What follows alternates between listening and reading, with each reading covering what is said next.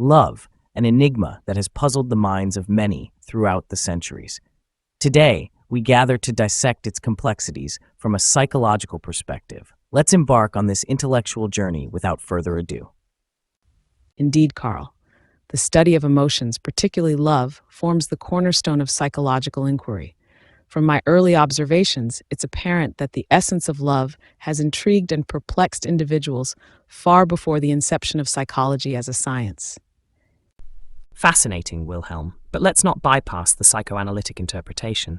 Love, in its many forms, often masks deeper, unresolved conflicts. The allure of romance, the pain of unrequited affection, manifestations of our most primal desires and fears.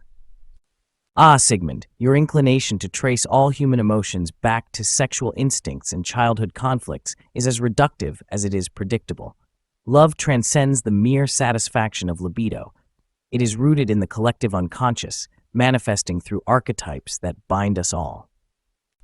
Gentlemen, while these perspectives paint a broad picture, we must not overlook the fundamental mechanisms of conditioning. Love, like any human experience, is subject to the principles of learning. Stimulus and response, the building blocks of emotional attachment. Conditioning, Ivan. Love is far more nuanced. Developmental stages in cognitive growth profoundly influence our capacity to love and be loved. Without passing through these stages properly, one's perception of love is at best incomplete. Jean, your focus on stages ignores the environment's role in shaping behavior. Through reinforcement and punishment, expressions of love are learned and thus can be modified. Our environment, not just our cognitive development, molds our understanding of love. Our initial foray into the nature of love reveals a spectrum of interpretations, each reflecting a fragment of the larger truth. Let us proceed, mindful of our diverse viewpoints, as we delve deeper into this profound human experience.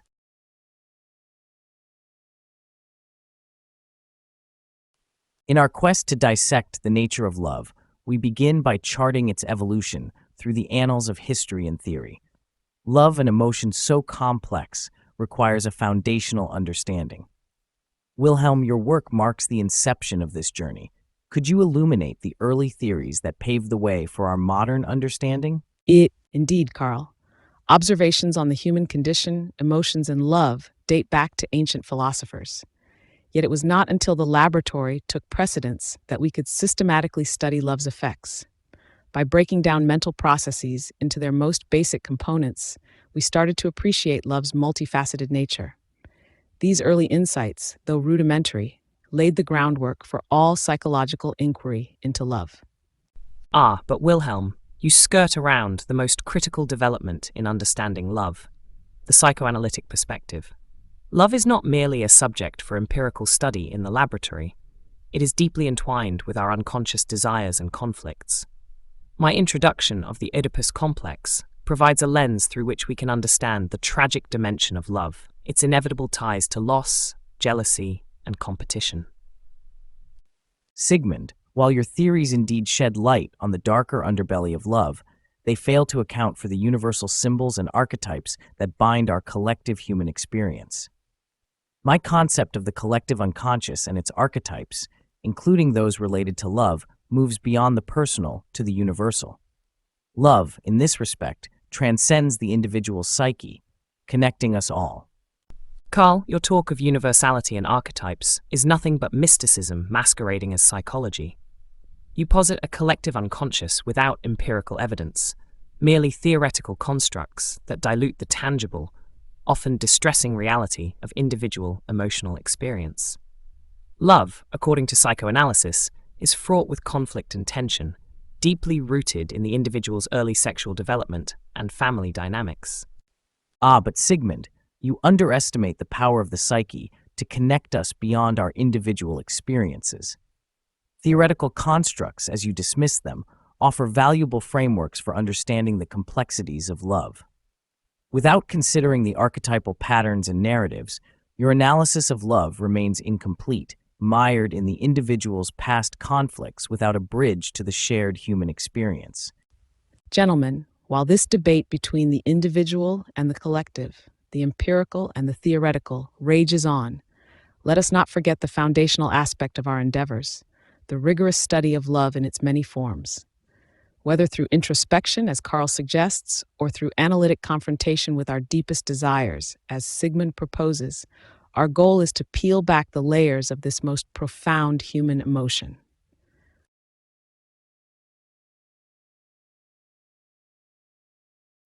Let's delve into the impact of early childhood experiences on adult love relationships. Jean, your theories on cognitive development suggest stages of growth. Can you elaborate on how these stages might influence our understanding and expression of love in adulthood? Indeed, Carl. My research posits that each stage of cognitive development, from sensory motor to formal operational, shapes the child's interpretation of the world. In terms of love, this means that the child learns to express and receive love through the evolving lens of their cognitive abilities. For instance, during the pre-operational stage, children begin to understand symbols and words, connecting them to emotions such as love. This early symbolic understanding can profoundly influence how they express love as adults. But Jean, you overlook the critical influence of the subconscious processes that begin in these early stages. Freudian theory dictates that the Oedipus complex plays a pivotal role in shaping these future romantic entanglements. The child's first experience of love is entwined with desire and jealousy towards his parents, forging a template for his future love relationships. Gentlemen, while your theories dig into the past and cognitive structures, you both seem to ignore the observable behavior. The environment and parental reinforcement, or lack thereof, play a significant role in shaping an individual's expression of love. A child rewarded for affectionate behavior is more likely to show love in similar ways as an adult. It's the conditioning that matters, not some unobservable Oedipal complex or so-called stages of development.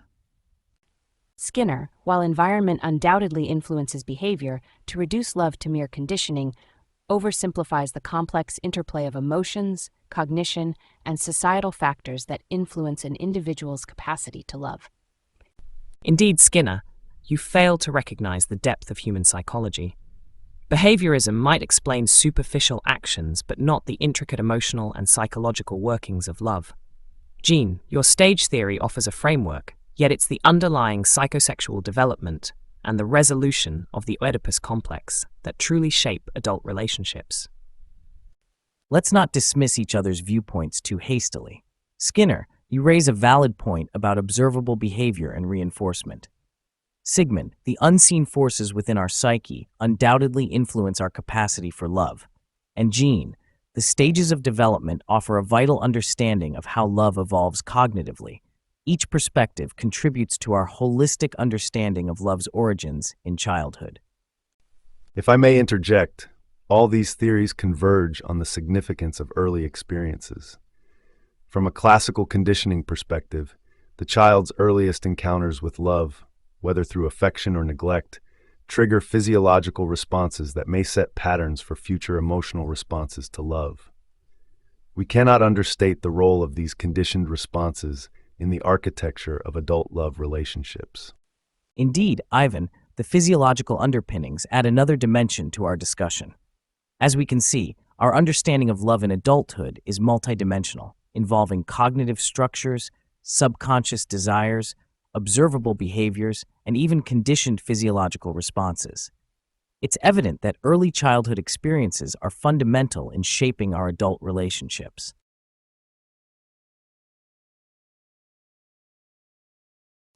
We find ourselves entangled in the rich complexities of love as viewed through the prism of culture. Let's dissect these peculiarities, shall we? Wilhelm, enlighten us on your observations regarding the expression of love across cultures. Indeed, Carl, it is quite fascinating. Different societies have developed varying expressions of love, which, to my understanding, profoundly affect the psychological makeup of individuals within those cultures. Through introspection and experimental psychology, we see how love is both universally understood yet distinctly expressed. Rituals, for instance, play a significant role in some cultures, serving not just as mere expressions, but as profound psychological experiences that shape one's perception and expression of love. And so the collective unconscious holds archetypes of love that transcend yet are molded by cultural specificities. Interesting. But let us not wander too far into the mystical, Carl. The expressions of love, whether they manifest through rituals or daily interactions, have roots in our psychosexual development, influenced, of course, by the family nucleus. Cultural differences in expressing love are but surface variations of deeper, universal complexes of the human psyche. I see your point, Sigmund, yet I diverge on the notion that the expression of love can be solely attributed to psychosexual development. Excuse the interruption, but focusing on the conditioning aspects might illuminate our discussion further. Cultural norms act as stimuli to which individuals respond, thus conditioning expressions of love. It's rigorous, observable, and measurable. The impact of culture on love is a testament to the broader theory of conditioning. Ivan makes an invaluable point on conditioning. However, from a behaviorist perspective, it is the reinforcement within these cultural norms that is most compelling. The expressions of love that are positively reinforced become predominant, shaping not only individual behavior, but the evolution of cultural expressions of love over time. Yet, one must not overlook the foundational psychological methodologies that allow us to comprehend these expressions. Without a profound understanding of the human psyche's intricacies, we risk oversimplifying complex cultural phenomena. Oversimplification, indeed, Wilhelm. But let's not pretend that examining rituals and reinforcements alone can unravel the Oedipal threads within the cultural tapestry of love. Gentlemen, our quest to dissect love's expressions through cultural lenses reveals the converging and diverging paths of our psychological theories. From the collective unconscious to conditionings and reinforcements, it's clear that love's expression is as variegated as the cultures that cradle it. Yet beneath these diverse manifestations, it seems there lies a universal quest for connection and understanding. Precisely, Carl. And it is through understanding these expressions, both universal and culturally distinct, that we deepen our psychological knowledge of love.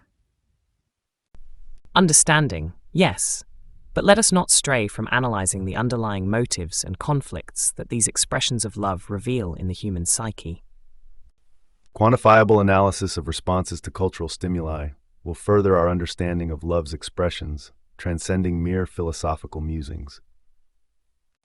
And as these expressions evolve with cultural shifts, so too must our methods of observation and interpretation, always aiming to elucidate the dynamic nature of love. Thus, our discourse has traversed from the collective to the individual, from the symbolic to the tangible.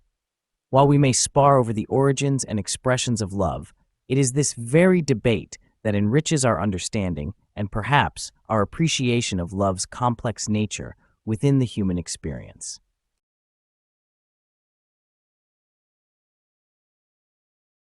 We delve into the neurobiological underpinnings of love. It's crucial we understand the psyche's responses to love, not as mere abstractions, but as phenomena grounded in our corporeal existence. Ivan, perhaps you could start by shedding light on the classical conditioning aspect? It is straightforward, really. If we understand that love entails a series of physiological responses, it becomes clear that these can be conditioned. Much like the dogs in my experiments salivated at the sound of a bell, a person might experience an accelerated heartbeat upon receiving a message from a loved one. This is the crux of love in the neurobiological sense, responses to stimuli that have been associated with the affection or presence of another. Ivan's perspective, while interesting, doesn't fully capture the complexity of love. From a behaviorist standpoint, love is shaped significantly by reinforcement. When an individual's actions, which are motivated by love, are positively reinforced, the neurobiological pathways are strengthened. This, in turn, increases the likelihood of these behaviors being repeated. Love, then, can be seen as a complex interplay of reinforcements that shape our actions and reactions towards others.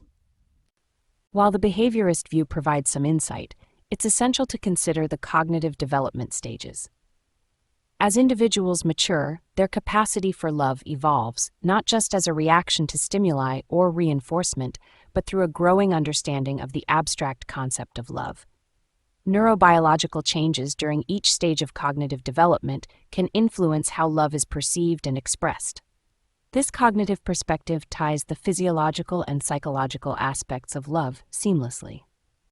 But Jean, you cannot discount the tangible effects of reinforcement even in the realm of cognitive development. The neurobiology of love isn't merely about abstract connections, but how experiences shape our brain's response. Indubitably, yet one must not overlook the basic conditioning present in all facets of love. Be it the anticipation or the act of being in love, it is all a conditioned response at its root. Moving beyond the implications of conditioning, we must also consider the symbolic and archetypal dimensions of love. Our neurobiological responses are not just conditioned reactions, but are deeply woven into the collective unconscious. Love's symbolism transcends the individual, tapping into archetypes that are universal and timeless.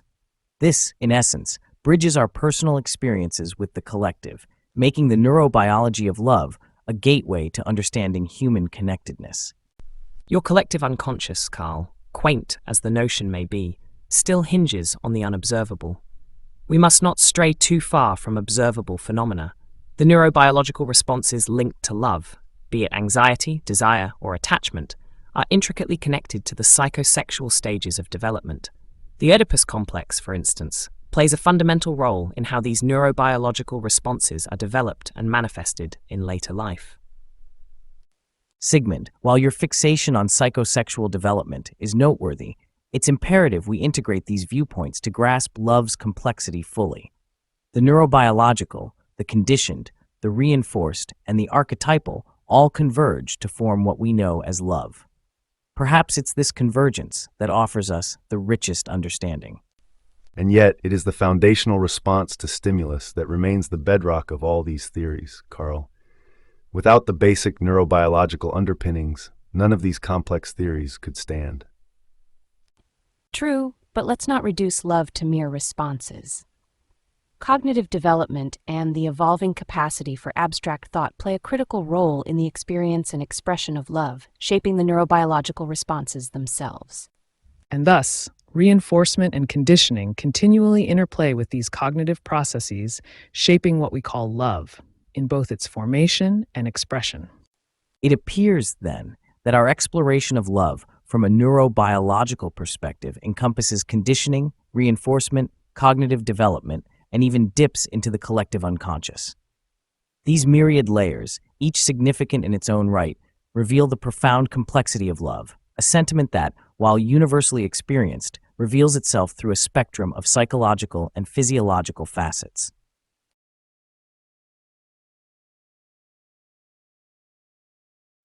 Let us now turn our attention to the complexities of love in the digital era, a topic fraught with both promise and peril.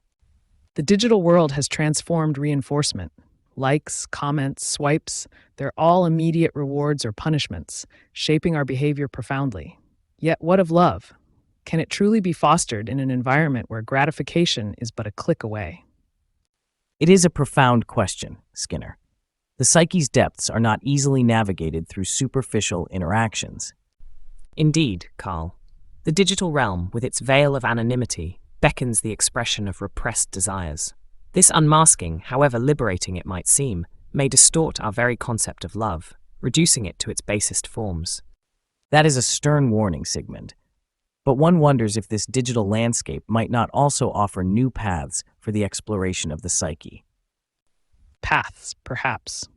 But are they leading us astray? Consider the behaviorist perspective. We are conditioning ourselves with each notification, each message, to seek out love in bursts of dopamine rather than in the steady growth of true emotional connection. A laughable simplification. Love cannot be reduced to mere stimuli and responses. The dynamics of love are far too complex, woven into the fabric of our unconscious desires and family dynamics. Gentlemen, let us not stray into derision. The question of technology's role in love is multifaceted. Indeed, it is multifaceted, Carl. Yet, can we ignore the profound impact this continuous reinforcement has on our ability to form lasting, meaningful relationships? A valid concern. The digital age, with all its innovations, may indeed be reshaping our capacity for depth in relationships.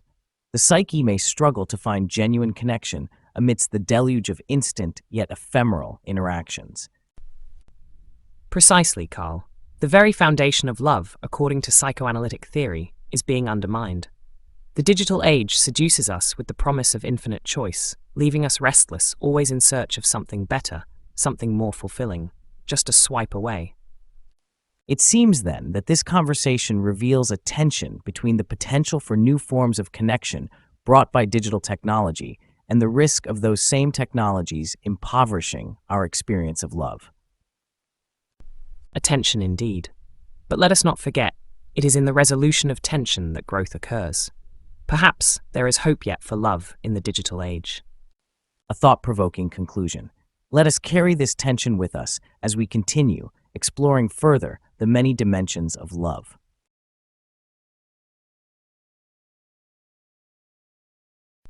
The unfathomable torment of unreciprocated love is nothing but a manifestation of our earliest infantile desires, left unsatisfied. It's a yearning for an idealized omnipotence we lost. While Freud emphasizes infantile desires, we must not overlook the soul's quest. Unrequited love thrusts us into the depths of our own psyche, prompting individuation. Jung, your insistence on individuation as a remedy for every emotional ailment oversimplifies the complex edifice of human desires and neuroses. On the contrary, Freud, exploring the mystery of the self through unrequited love, can lead to profound personal growth. Your focus on repressed desires ignores the adaptive process of the psyche. Gentlemen, the cognitive perspective cannot be ignored. Unrequited love is a cognitive dissonance, a clash between the expected and the real, leading to essential re-evaluation and cognitive development. Your theories overlook basic conditioning. Unrequited love can be seen as a form of punishment, where the absence of reciprocation reduces certain behaviors, fundamentally altering one's approach to love. Skinner, reducing love to mere conditioning. True love, especially when unreciprocated, is filled with complex emotion, not a simple stimulus-response equation. And yet, Skinner raises a point. Understanding the cognitive and behavioral aspects provides practical ways to manage the pain of unreciprocated love, aiding in mental reorganization and growth. The journey through the dark night of the soul, illuminated by unrequited love, is a profound vehicle for self-awareness. Embracing the shadow within is essential for wholeness. Embracing shadows and individuation again, Jung. What of the very real, tangible suffering? The psychoanalytic method offers a means to understand the root causes of this suffering, not just platitudes about growth. Freud, you dissect the suffering under a microscope, yet miss the bigger picture. The psyche's journey encompasses both the pain of desire and the transcendence of it. Both of you seem to forget that adaptation and cognitive restructuring play a crucial role in moving beyond the pain of unreciprocated love, fostering development and healthier future relationships.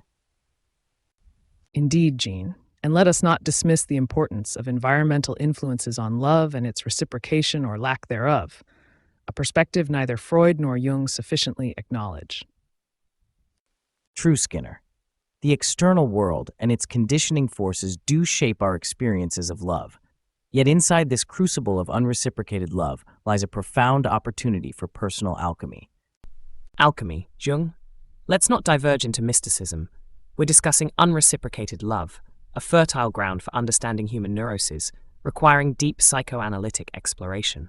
And so, gentlemen, we circle back to the multifaceted nature of love. Unreciprocated love, a seemingly insurmountable challenge, offers an unparalleled opportunity for deep psychological exploration and growth. Each perspective sheds light on its dimensions.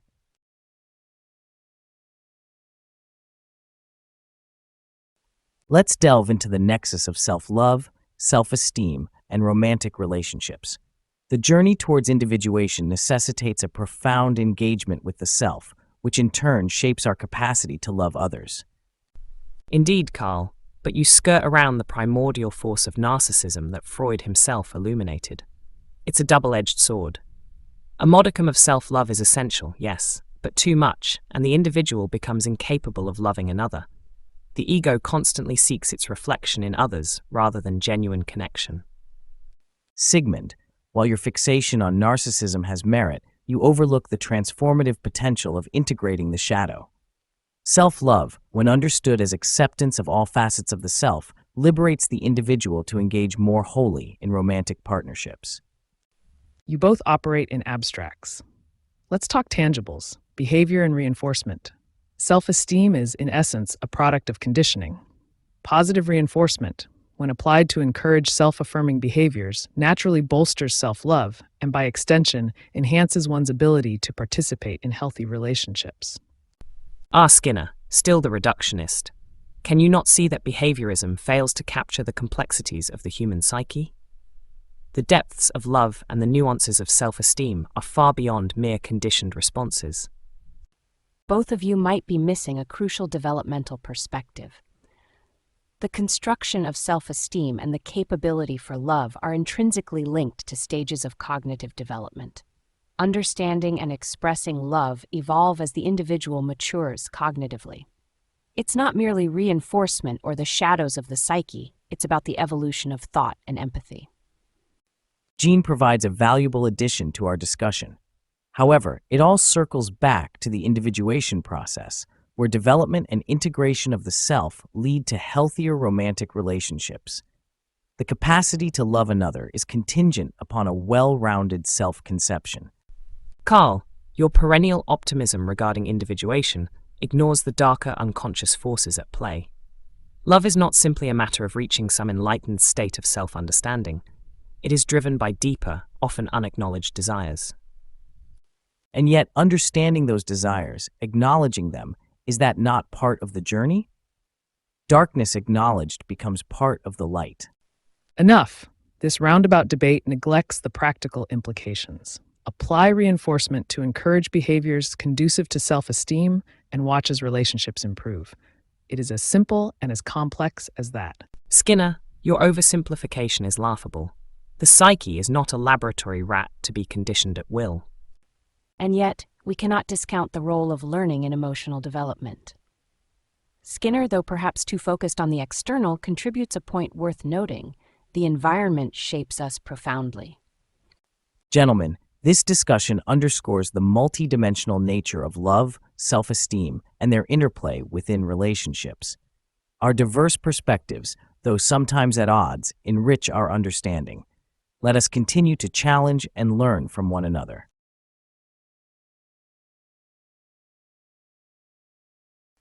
We now pivot to the entanglement of love and power within intimate relationships, an area fraught with potential for both harmony and discord.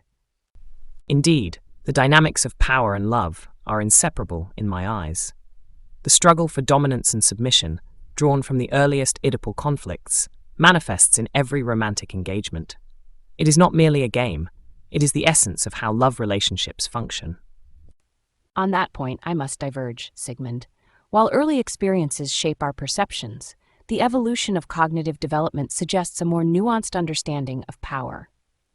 As individuals mature, they seek equity and balance rather than domination. And yet, Jean, the shadow that each individual carries can greatly distort this quest for balance, projecting unconscious desires for power onto their loved ones. Don't you think? Both of you touch on crucial points, but we're ignoring the influence of environment and learning. Power dynamics in relationships can also be seen through the lens of reinforcement. Behaviors that grant one control or influence over their partner are reinforced, while others are suppressed. It's not solely an internal psychodrama. Skinner, that's a remarkably superficial view. The depth of human emotion and the unconscious drives that dictate our behavior in love cannot be reduced to mere responses to external stimuli. And yet, Sigmund, ignoring the evidence of behavioral conditioning in shaping human relationships is akin to ignoring the sun in the sky. We must look at observable behavior. I find both perspectives limited. Understand, the evolving cognition shapes not just how we perceive others, but how we navigate these power dynamics. There's a developmental trajectory that guides our interpretations of love and control. If I may, the concept of conditioning does not exclusively pertain to the immediate. The patterns we observe in adults, their expressions of love, and the power they wield or succumb to, these have been conditioned over lifetimes across generations.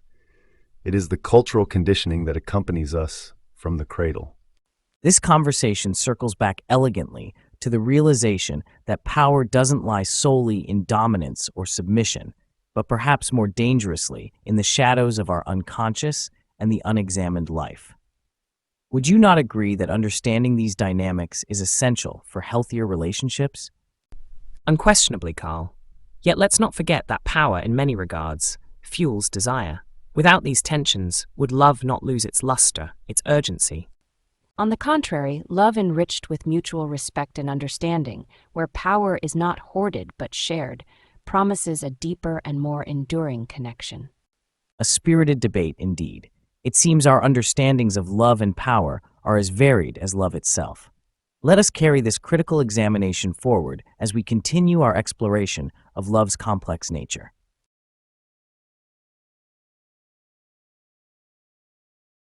The efficacy of couple therapy in dissolving conflicts derived from love's complexities shall now occupy our dialogue. How do our diverse psychological perspectives enlighten us on this matter? Yen, let us not disregard the import of introspection within therapy. It is the foundation upon which experimental psychology builds its understanding. Through mutual understanding fostered therein, individuals uncover deeper insights into their relational distress. Yet, it seems, Wilhelm, you overlook the simplicity of behavior. Modification through reinforcement and punishment is paramount. Couple therapy must lean towards altering observable behaviors, utilizing reinforcement strategies to encourage more desirable interactions between partners.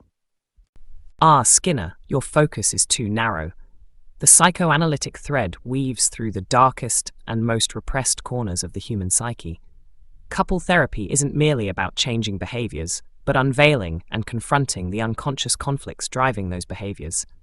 It is in the exploration of these hidden chambers of the mind that true resolution, not mere behavior modification, is found. Sigmund, while your point holds depth, there is also necessity in acknowledging the process of individuation in therapy. It encourages not just a resolution of conflict, but a journey towards self-realization and wholeness within each individual, which in turn nourishes the partnership. Interestingly, the cognitive perspective insists that understanding each partner's cognitive development is crucial. By identifying how each individual's thoughts and perceptions of the relationship and conflicts have formed, therapy can aid in restructuring these cognitions to healthier patterns. Preposterous. You oversimplify the human condition. Our neuroses, our Oedipal complexes, they shape our adult relationships. How do you propose mere cognitive restructuring can untangle years of psychosexual development? Because, Sigmund, not all answers lie in the past. Our present thinking and perceptions also chain us. By altering these, we offer a new pathway to understanding love and resolving conflicts. And yet, we've eluded discussion on conditioning within the therapeutic environment. The couples, through classical conditioning, can learn to associate positive experiences with their partner, aided by the therapist's guidance. It is not solely the past, nor immediate behavior, but the conditioned responses that play a crucial role. Gentlemen, our discourse highlights the multidimensional approach required in couple therapy. From unconscious conflicts and cognitive restructuring to behavioral modification and conditioned responses, the diversity of our perspectives offers a rich, albeit sometimes contentious, blueprint for the future of therapeutic intervention in love-related conflicts.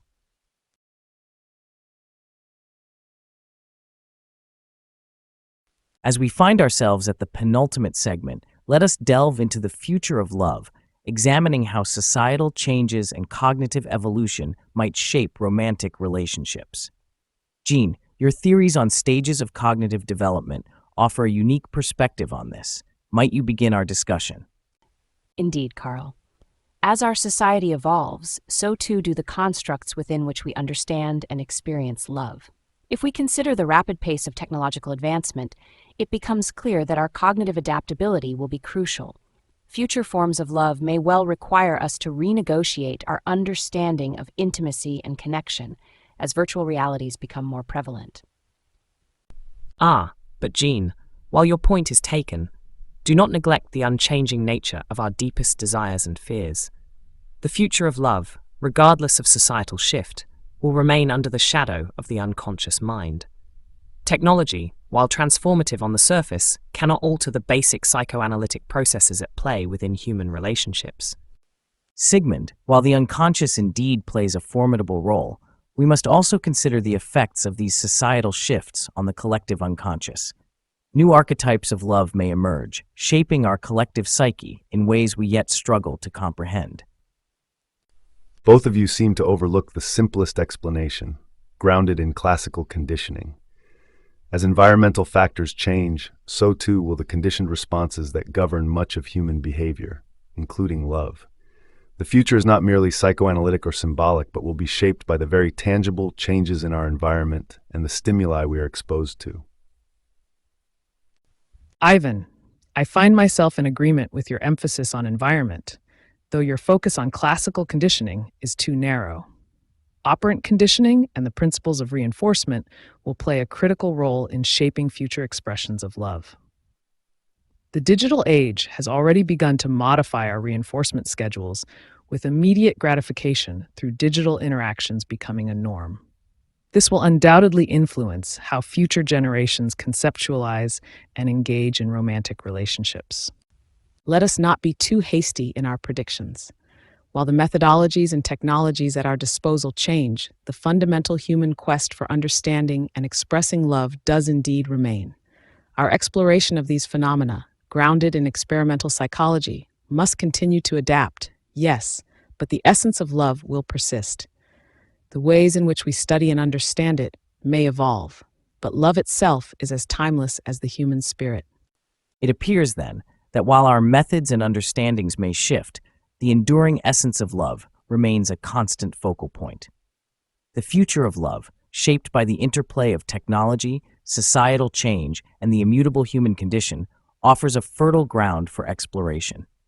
Let us continue our efforts to understand this most complex of emotions in all its forms.